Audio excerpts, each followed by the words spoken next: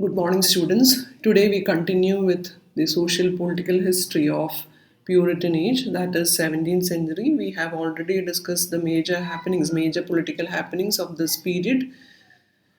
We discussed who are Puritans, and then we talked about the historical background where there was this constant struggle between crown and parliament, which ultimately led to the civil war of 1642, which ended with the execution of Charles I. So the religion was the main cause of disagreement between Puritans and the crown.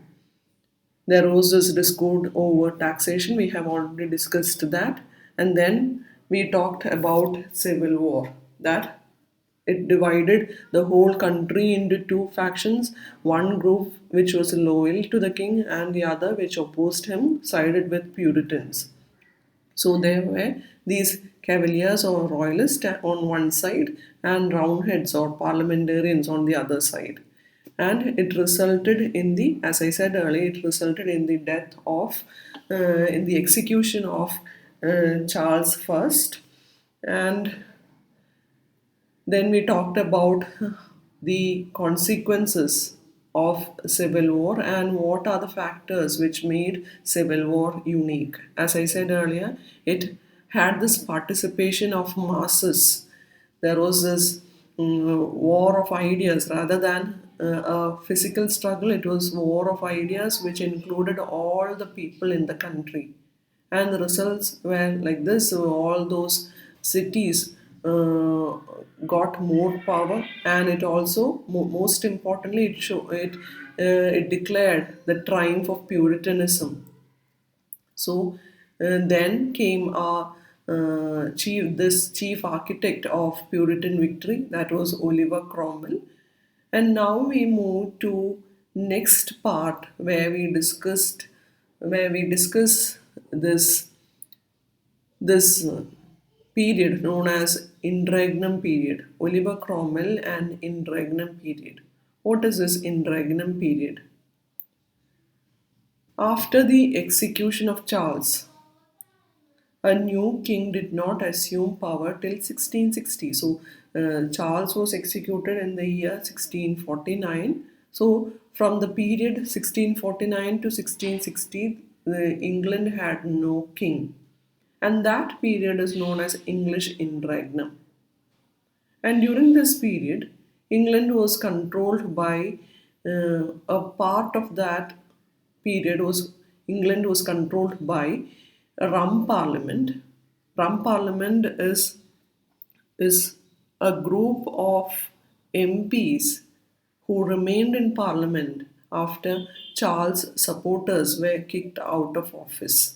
So that is Rum Parliament. And later control went to Oliver Cromwell, who becomes the Lord Protectorate for life. So these are the periods during interregnum. We have from 1649 to 1653 it was Commonwealth of England, and from 1653 to 1658 it was known as First Protectorate under the rule of Oliver Cromwell. And then there is a short period, Second Protectorate. It is from 1658 to 1659, barely 8 months. It was ruled by Oliver Cromwell's son, Richard Cromwell. And then comes a shorter period of 1659 to 1660, where this phase of restoration was about to begin. So, first of all, the period Commonwealth of England from 1649 to 1653. As I said earlier, in 1649 there was this Rum Parliament, and this Rum Parliament declared England as a Commonwealth. So it is Commonwealth is actually a free collection of people ruled by Parliament, and there was not a king. And all those councils, House of Lords, which were part of early Parliament, were abolished. And the first 2 years, it went through economic depression, and there were a lot of troubles from Scotland and Ireland.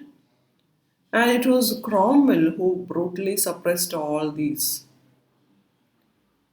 And talking about Commonwealth, there were a lot of reforms happening during this period. Lot of reforms happening during this period, mainly in religious issues. Though this Church of England was retained, episcopacy was suppressed, and they though they tolerated all those independent churches, they never tolerated Church of England, that is Catholic Church. And there were a lot of reforms happening in other parts too. There were improvements, more improvements made to law and court procedures. For example, all court proceedings were now conducted in English. English becomes the court language. Earlier, it was French. Law happenings, law proceedings were done in French or Latin. And along with that, there were a lot of restrictive laws to regulate morality. And Parliament during this period contained diverse people who couldn't agree on many issues. So there were a group of, we should say that it was a group of unstable group of men who couldn't agree on exactly what form this new English Republic should take. So they argued on everything over land reforms, class issues, and control of the army. So later, after 3 years, the Rump still couldn't agree on many issues and they failed to call a new parliament. And in 1653, April 1653, Cromwell and other 40 musketeers and all those soldiers armed with guns marched into Rump Parliament and they closed it down. And now Cromwell had the full control over Parliament army. And then Cromwell constituted a new kind of parliament. It was known as Barebone Parliament. Later, he dissolved that too because he found that members of this Barebone Parliament were too radical. He couldn't accept two radical men. So he dissolved that parliament too. And it was during this period England came up with their first written constitution. It is known as the Instrument of Government. And the Council of Officers of Army adopted this instrument of government. And Oliver Cromwell was declared as Lord Protectorate for life. He never called himself or he never allowed others to call him as a king. He declared himself as the Lord Protectorate for life. So, after this Commonwealth comes this Protectorate period where Oliver Cromwell declares himself as the Lord Protectorate. As I said earlier, he was offered kingship in 1657 but he declined. He, as I said earlier, he dismissed parliament and ruled alone with the army. And other other things he adopted was something like he incorporated Scotland into protectorate and he opened up England to religious freedom. Although the point is that although he stressed, he pushed his Puritan beliefs. Therefore, Cromwell was known both as a liberator and dictator at the same time. A liberator and dictator at the same time. And because he enforced some freedoms but oppressed others. And Oliver Cromwell passed away in 1858. And we look into his rule as Lord Protector. In central government, he dismissed both his parliaments. As I said earlier, he regarded these parliaments as radical. First one, it was Rum Parliament. He dissolved it because it couldn't call a new parliament and it couldn't agree on many issues. So he dissolved that and he constituted this bare-bone parliament. And there too, he found that this members of this parliament did not agree with his conditions and they were too radical. So he dismissed both these parliaments.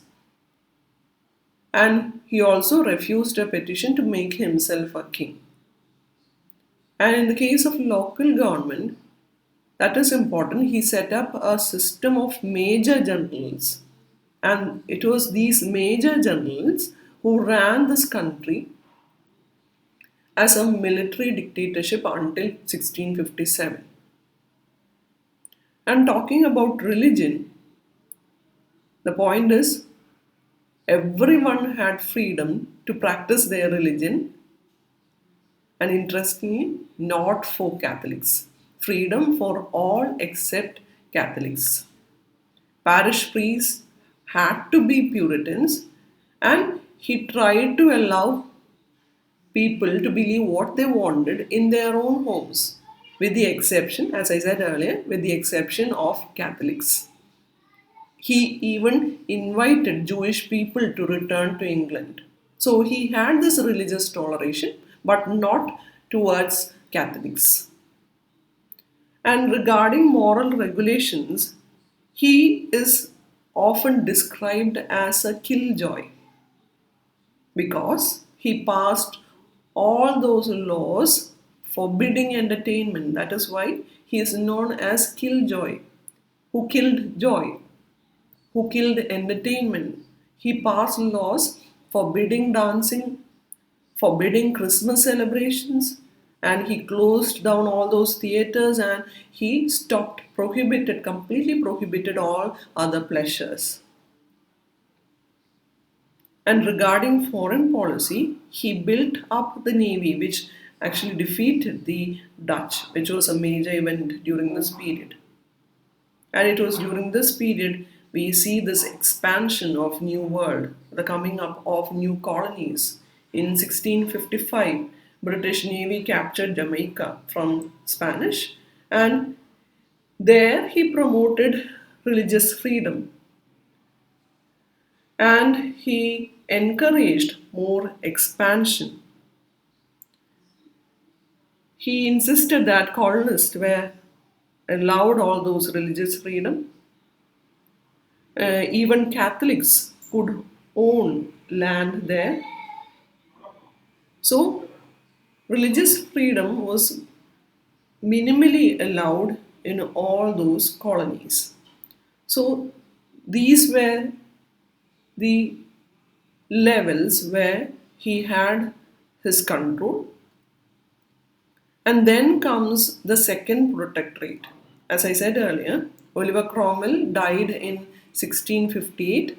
He died of malaria, and his oldest surviving son, that is Richard Cromwell, he becomes the Lord Protector. And Richard had no control over his father's army, and he did not want to rule England at all. He never saw himself as the ruler of England. And along with that, there were a lot of disagreements with the army and with the newly constituted parliament. So everything was trouble. So he maintained a distance from uh, this act of ruling England. And later he gave up his power at the request of the army, and a Rum Parliament was reinstalled. Rum Parliament, which was abolished, dissolved by Oliver Cromwell, comes back. So it is a shorter period of just barely 8 months. And this is 1658 to 1660, a shorter phase before Restoration.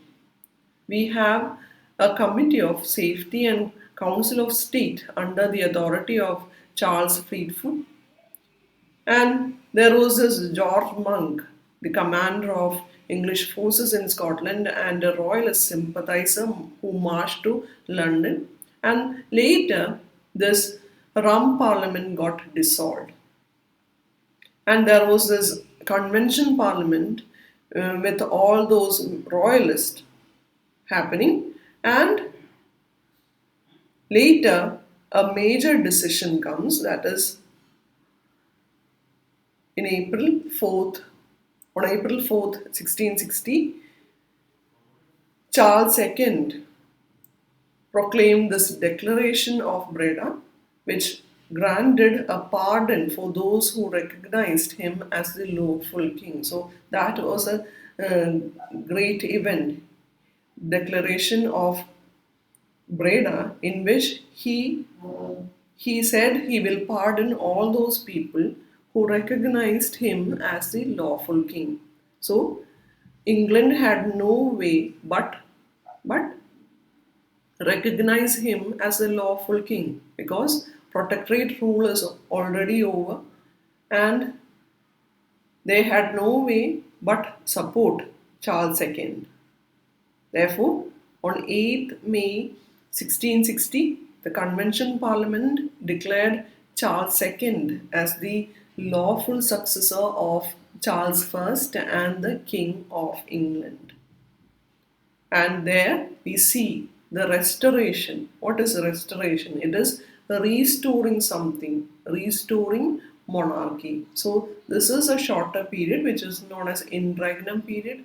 We have the Commonwealth period, and then comes the Protectorate period of Oliver Cromwell, first Protectorate, and then second Protectorate, that is a shorter period of Richard Cromwell, and then a shorter phase before Restoration.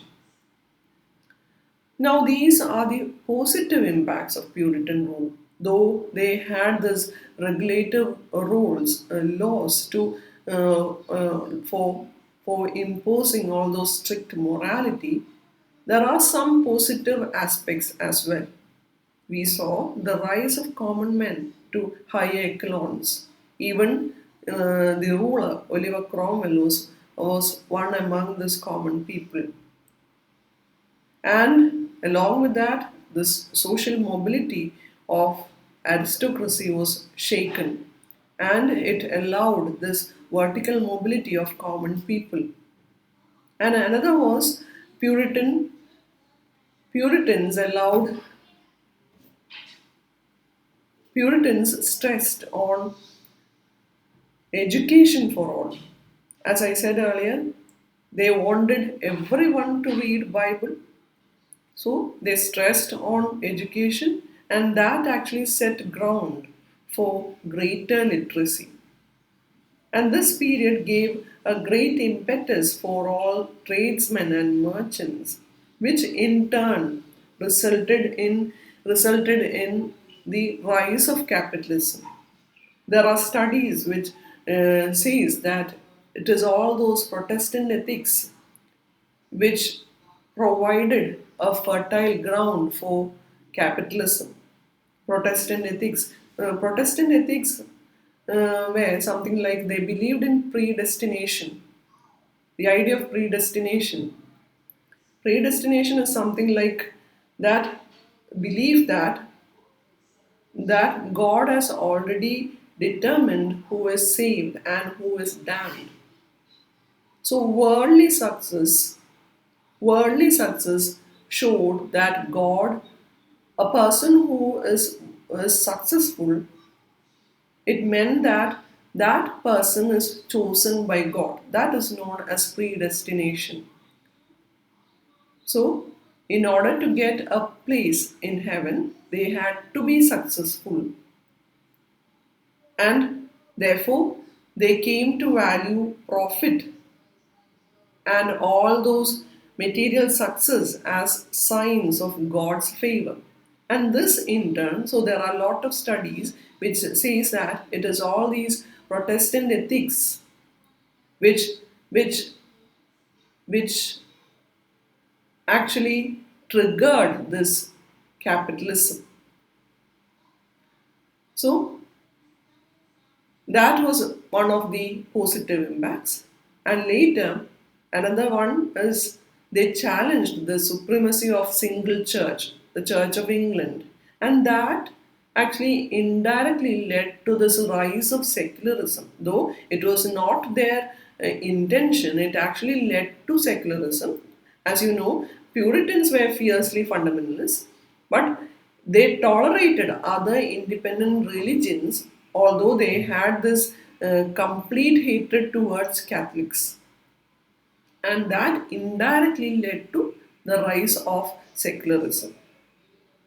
And it generated, it gave space to flowering of new ideas, new movements like movements of levelers, diggers, Quakers, etc. So these are the positive impacts of Puritan rule. So I hope it is clear. In these two classes, we were discussing the socio-political history of England, starting with the rule of James First, and then comes this Charles First, and later civil war, which ended with his execution, and then there is this period known as Interregnum, which I discussed in this class. Hope it is clear. If you have any doubts, please feel free to contact me. Thank you.